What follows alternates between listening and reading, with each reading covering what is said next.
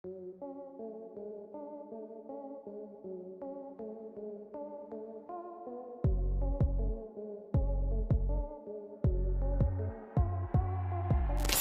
के एक बहुत बड़े वैश्यालय से एक लड़की भाग जाती है, सीधा एनजीओ पहुंचती है। एनजीओ के लोग उसकी सारी आपबीती सुनते हैं, फिर उसे वापस उसके देश नेपाल भेज दिया जाता है। नेपाल पहुंचने के बाद जब यह लड़की अपने शरीर को देखती है तो वो हैरान रह जाती है, क्योंकि उसके शरीर के एक भाग की चमड़ी पूरी तरह से गायब थी। ऐसा लग रहा था कि किसी ने जानबूझकर उसकी चमड़ी उधेड़ दी है, निकाल दी है। लेकिन क्यों? उसने इस बात पर ध्यान नहीं दिया, क्योंकि उसे इस बात की खुशी थी कि वो अब आजाद थी। ये उस नर्क से भाग कर आ चुकी थी जहां पर हर रोज उसे तिल तिल करके मारा जाता था।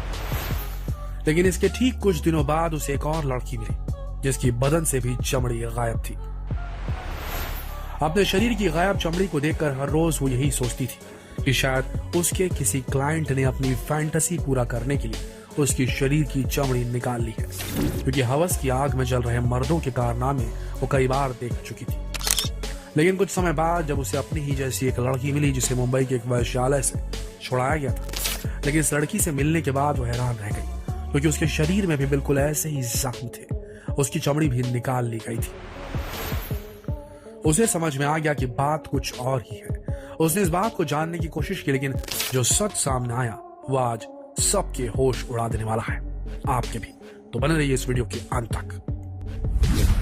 नेपाल, जो कभी मानव तस्करी के लिए तो कभी मानव अंगों की तस्करी के लिए हमेशा सुर्खियों में रहता है, लेकिन इस बार मामला कुछ और है।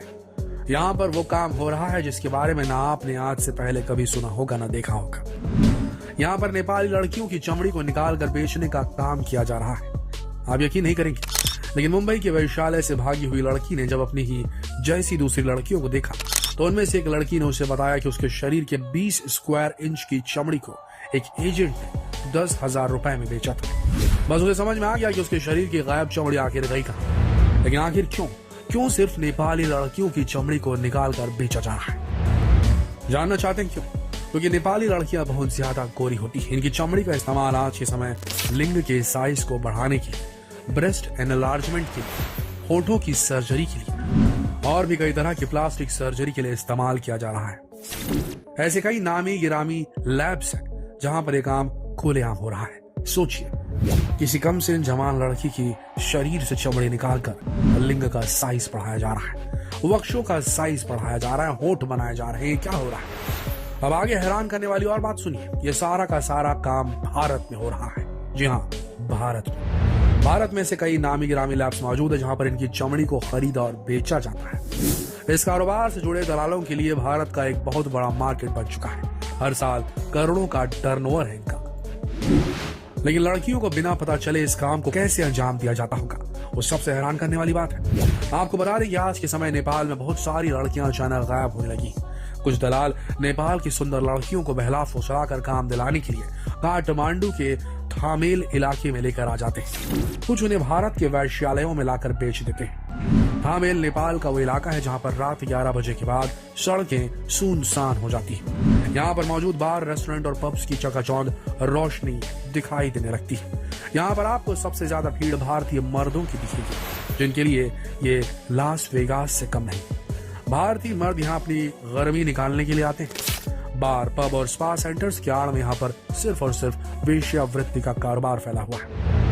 नेपाल के दलाल लड़कियों को इन्हीं स्पा सेंटर्स, पब और बार में ले आते हैं। उसके बाद इन्हें वेश्यावृत्ति के धंधे में धकेल दिया जाता है। कहा जाता है कि अगर आपको यहाँ किसी नेपाली लड़की की चमड़ी खरीदनी है तो उसे खरीदना बहुत आसान है। यहाँ पर इसके लिए हर जगह दलाल मौजूद है। भारत और दूसरे देशों के लोग यहाँ पर मौज मस्ती के लिए और चमड़ी खरीदने के लिए पहुंचते हैं।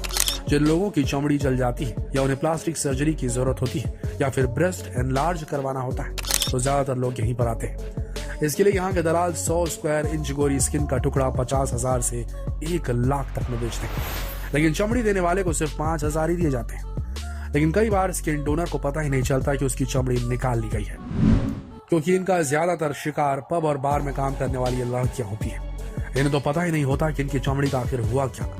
असल में इनसे कहा जाता है कि इनका एक क्लाइंट इनके साथ अलग तरीके से मजा लेना चाहता है, इसके लिए इनको बेहोश होना पड़ेगा। मजबूरी में लड़कियां इंजेक्शन लेकर बेहोश हो जाती हैं और जब इन्हें होश आता है तब जाकर इन्हें पता चलता है कि इनके शरीर से चमड़ी गायब हो चुकी है। इन लड़कियों को तो ऐसा लगता है कि शायद किसी क्लाइंट की फैंटेसी की वजह से इनके साथ ऐसा हुआ है, लेकिन कहानी कुछ और ही होती है। कुछ लड़कियों से तो बाकायदा एग्रीमेंट किया जाता है कि उनकी चमड़ी उनकी स्वेच्छा से निकाली जा रही है, जिसके बाद वो चाहकर भी कंप्लेन नहीं कर पाती। ज्यादातर मामलों में लड़कियों को भारत लाया जाता है या तो उनसे वेश्यावृत्ति का काम कराने के लिए या उनकी किडनी बेचने के लिए या फिर उनकी चमड़ी बेचने के लिए उन्हें भारत में बेच दिया जाता है। लेकिन इन लड़कियों को भारत जिस रास्ते से लाया जाता है वहां पर ना ही वीजा की जरूरत पड़ती है ना ही पासपोर्ट की।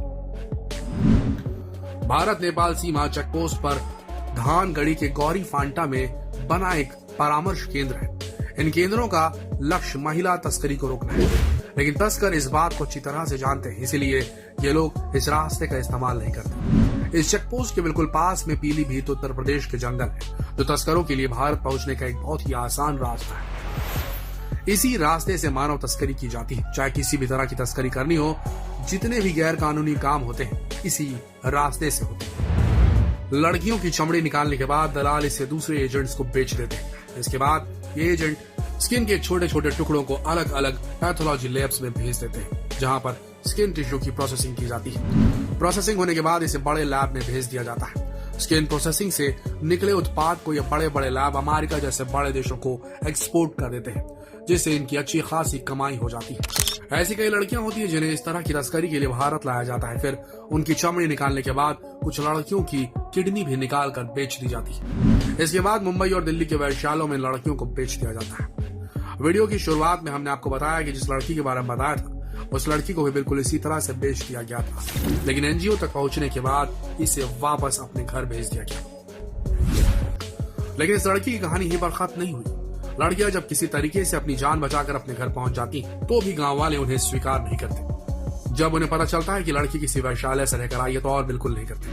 गांव वाले समाज वाले लड़कियों को गांव से बाहर कर देते हैं।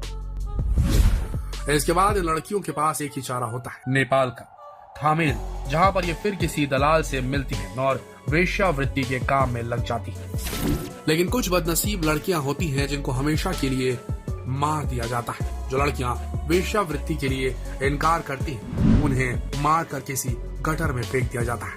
लेकिन क्या आप जानना नहीं चाहेंगे कि आखिर ये सब क्यों किया जा रहा है? सिर्फ रईसों को खुश करने के लिए। जी हाँ, रईसों को खुश करने के लिए। ऐसे रईस जिनके पास इफरात पैसा है, जो अपना ब्रेस्ट एनलार्ज करवाना चाहते हैं, अपने लिंग का साइज बढ़ाना चाहते हैं, उनके लिए नेपाली लड़कियों के साथ ये सब कुछ किया जा रहा है। आज के समय में एक बहुत बड़ा व्यापार बन चुका है। ताजा आंकड़ों की बात करें तो आज के समय कॉस्मेटिक सर्जरी की इंडस्ट्री पूरे $110 मिलियन तक पहुंच चुकी है। किडनी की तस्करी से भी ज्यादा मुनाफा मानव त्वचा की तस्करी में। यही वजह है कि बहुत सारे लोग आज इस तस्करी के धंधे से जुड़ चुके हैं, लेकिन शिकार सिर्फ नेपाल और इनके जैसे गरीब देशों की लड़कियां होती।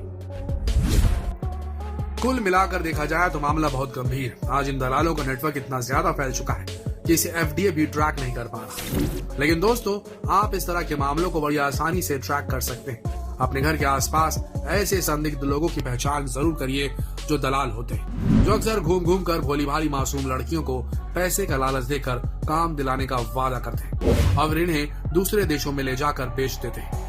अगर कोई भी ऐसा व्यक्ति आपको दिखे तो तुरंत इसकी शिकायत कीजिए। साथ ही साथ अपने गांव में एक यूनिटी बनाकर रखिए ताकि इस तरह के लोग आपके इलाके में सक्रिय न हो सके। दोस्तों, हमेशा सतर्क रहें क्योंकि आज इस दुनिया से इंसानियत पूरी तरीके से खत्म हो चुकी सी लगती है। जितना हो सके इस संदेश को देश भर में पहुंचाइए कि किस तरीके से यह सब कुछ हो रहा है और इस पर अंकुश लगना ही चाहिए। आप भी किसी कॉस्मेटिक प्रोसीजर के लिए आगे बढ़ने वाले हैं तो जरा इस बारे में भी जरूर सोचिए। किसी लीगल डोनर से ही चीजें लें, इलीगल डोनर से तो बिल्कुल नहीं, नेपाल से तो बिल्कुल नहीं। शेयर कीजिए इस वीडियो को फेसबुक पर, व्हाट्सएप पर, यूट्यूब पर। मिलते हैं कल एक और दिलचस्प खबर के साथ। तब तक के लिए आप सबका इस वीडियो के अंत तक बने रहने के लिए दिल से धन्यवाद।